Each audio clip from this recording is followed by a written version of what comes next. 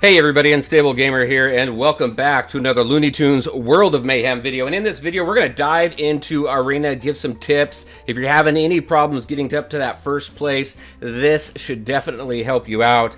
And I've also got some tips from some people on my Discord as well that'll help out as well. But first, before we jump into that, if you're just now finding this channel and you want to stay up to date with this and other games, consider hitting that subscribe button so you don't miss out.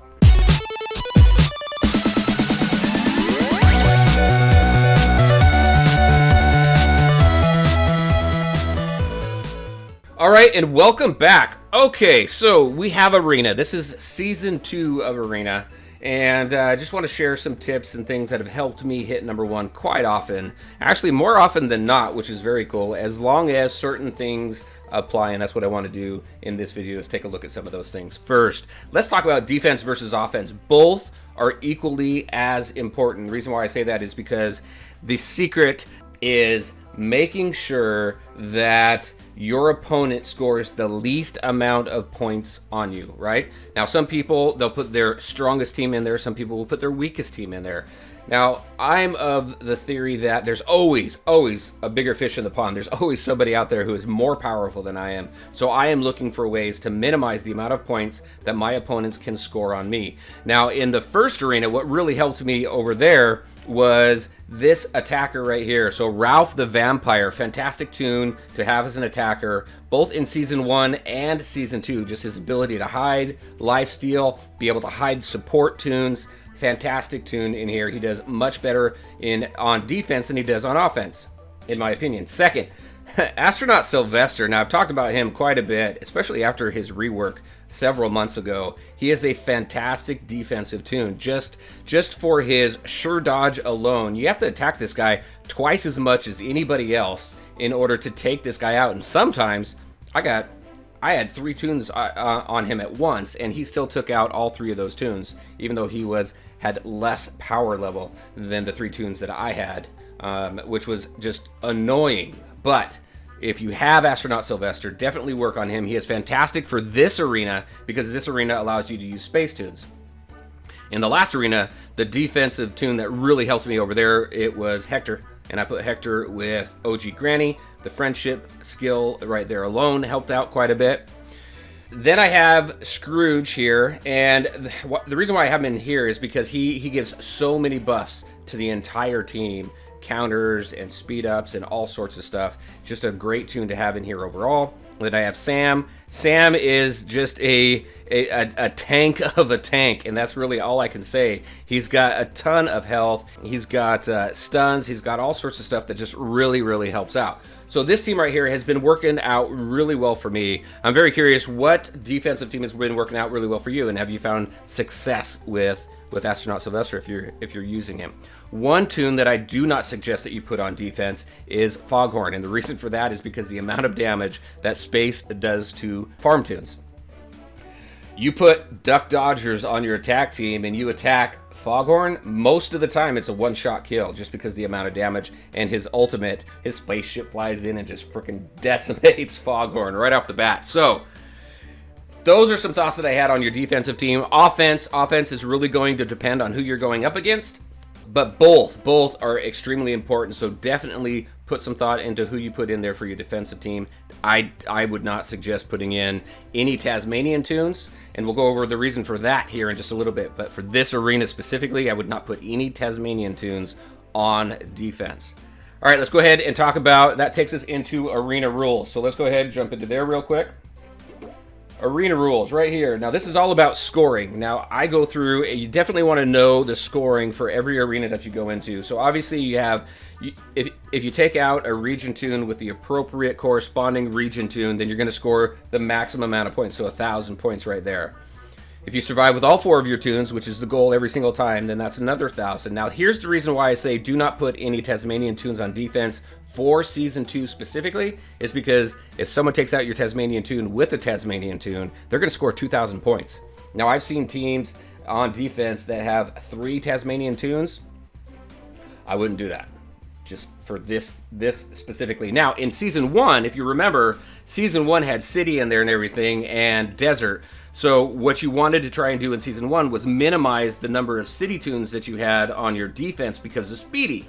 Speedy could score so many points and gets so many different attacks, plus got extra points for taking out tunes by just using Speedy. It allowed people just to rack up a ton of points. So again, know the rules for each arena, because that is very, very key. And then down here at the bottom, if you have Matador, Bugs, Henry Hawk, or Marvin, then you're going to score additional points with them. So definitely know what the rules are so that you can score the most amount of points, because that's going to get you to that first place. All right, number 2. So off of my Discord, Ildebuth suggested don't put all one region, and I can't agree with that enough. If you put all one region, then all you need, so let's just do this. If somebody goes in there, and I went into a battle, if someone goes all WB tunes, all I have to do is put all farm tunes. And if you look at this, WB does extra damage to space. It doesn't do extra damage to farm. So I get the benefit, but the person that I'm going up against does not get any benefit at all. And that's how this whole thing works. If you put all space, then you put all WB. There's no benefit of space against WB as there is with WB against space. So definitely don't put all of one region. Definitely don't put all Tasmanian tunes in there on this arena, because you want to score the maximum amount of points. And the best way to do that is to make sure that each region is represented. So definitely important there.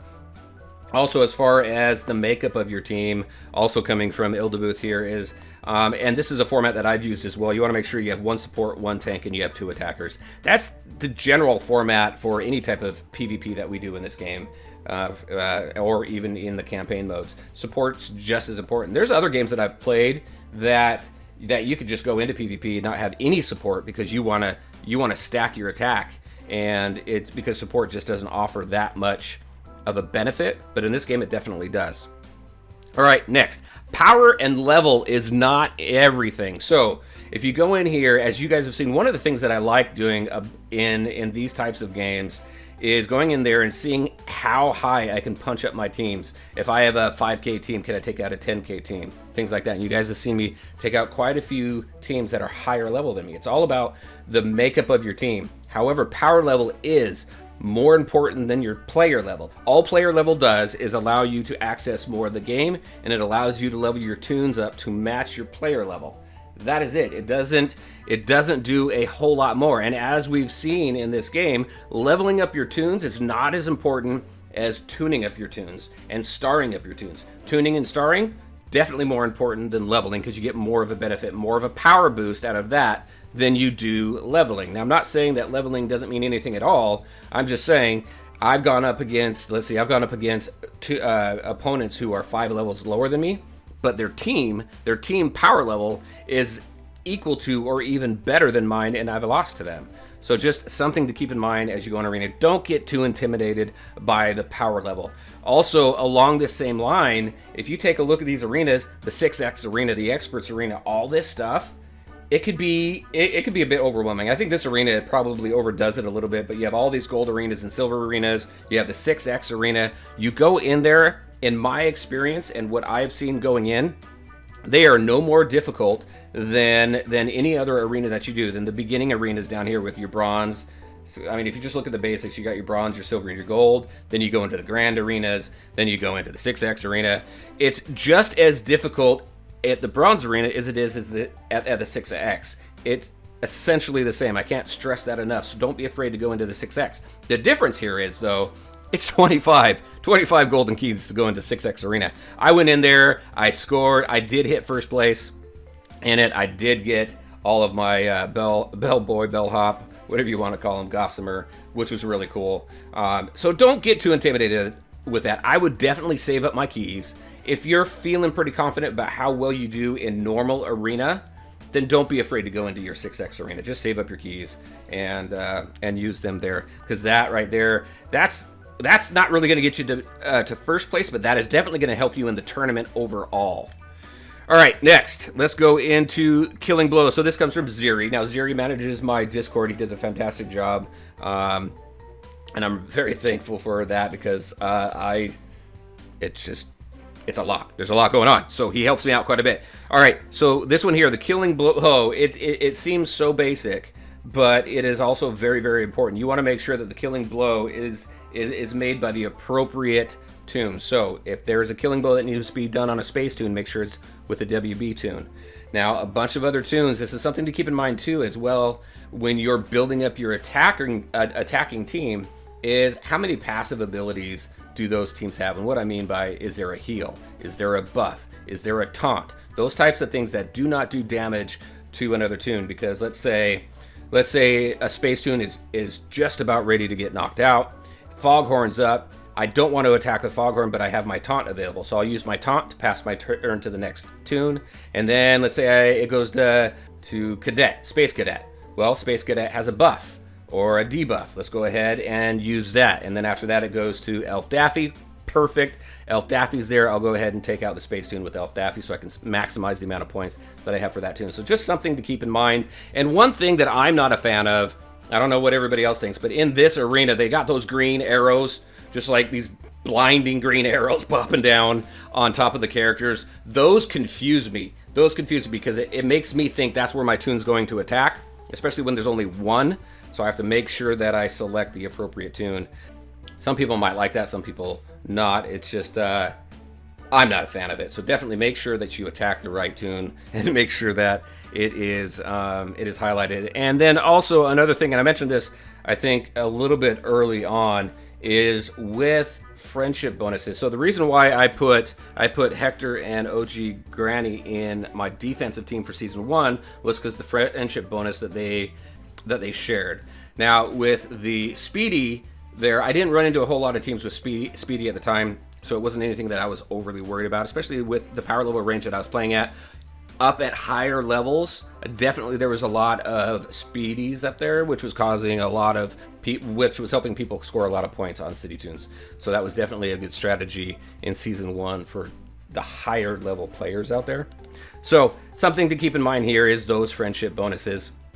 So like for my defensive team, one thing that I plan on trying is for this specific arena is I'm going to pull out Sam and I'm going to throw in Foghorn because of the friendship bonus that Ralph the Vampire shares with Foghorn. Plus Foghorn is a great defensive tune. I think he's better as a defensive tune than he is as an offensive tune for arena here. Both in season 1 arena as well as this arena, because both arenas are using the WB tunes themselves. All right. So those right there are just a few tips that have helped me out and helped others out climb that ladder and get to first place and score as many points as possible so that you can do well in the tournament and then so that you can score first place and unlock characters and everything in arena here. So there you go, everybody. That's what I had for you today. I'm very interested in tips and tricks that you have for arena. What has worked well for you? Definitely put them in the comment section below. And as always, I want to thank you all for taking the time to watch the video. If you liked it, make sure to hit that like button and share your thoughts and questions in the comments section below. Take care, everyone, and we'll talk to you next time.